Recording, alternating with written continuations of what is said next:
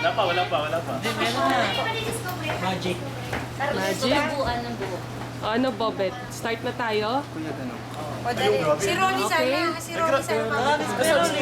1, 2, 3, 4, 5, 6. Dapat kay Rolly. Hindi, may buko kasi yung bigas kay Rolly. Oo nga. Pati sa wala talagang buko. Taktak mo. Taktak mo pa dito, Bobet. Sir. Yan, lagay sa kilay ko. Magkakapo. Pag hindi magkapo.